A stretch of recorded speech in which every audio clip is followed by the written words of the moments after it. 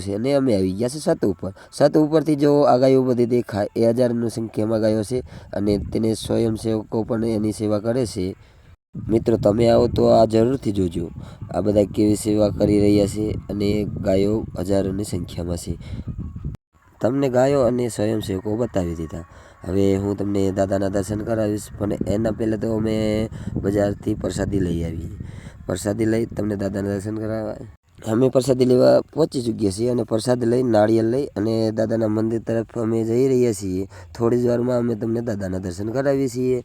અને મારા વિડીયોને લાઈક કરો અને મારી ચેનલને સબસ્ક્રાઈબ કરો અને કોમેન્ટમાં જય વીર વસરાજ દાદાની કોમેન્ટ જરૂરથી કરજો. હવે તમારે થોડી જ રાહ જોવાની છે અને હું તમને દર્શન કરાવું છું દાદાના. મારી આગળ ભાવેશ ચાલીને જઈ રહ્યો છે, જે મંદિર પાસે પહોંચવા આવી ગયો છે. હું પણ તેની પાછળ જ જઈ રહ્યો છું અને થોડી જ વારમાં હું તમને 2-3 મિનિટમાં દાદાના દર્શન કરાવું છું. હવે પહોંચી જાય અમે દાદાના મંદિરે, તો સામે દેખાઈ દાદાનું જૂનું મંદિર છે અને હું તમને નવા મંદિરના પણ દર્શન કરાવીશ. પહેલાં આ દાદાના દર્શન કરી લો જૂના મંદિરના, પછી હું તમને નવા મંદિરના દર્શન કરાવીશ. જય બોલો વસરાજ દાદાની, જય હો વસરાજ દાદા.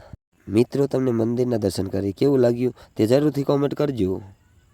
દાદાની મૂર્તિ સામે પ્રસાદ ધરી અને આગળ દઈ દેવાનો હોય તો અમે આગળ વધી રહ્યા છીએ. આ છે દાદાનું જૂનું થાનક. મિત્રો હવે તમને આગળ હું નવું મંદિર બની રહ્યું છે ને તે બતાવું છું. ચાલો મિત્રો આગળ વધીએ. આ છે દાદાનું નવું મંદિર, જેનું હજી મંદિરનું નિર્માણ પૂરું થયું નથી. તો મિત્રો જો મને મોકો મળે અને મંદિર બની ગયું હશે તો જરૂરથી તમને દર્શન કરાવીશ અને તમે પણ આવો અને તમે પણ દર્શન કરી લો. મિત્રો તમને જો નવું મંદિર જોઈને ખુશી થઈ હોય તો કોમેન્ટમાં જય વસરાજ દાદાની કોમેન્ટ કરજો અને મારી ચેનલને સબસ્ક્રાઈબ કરજો જરૂરથી અને લાઈક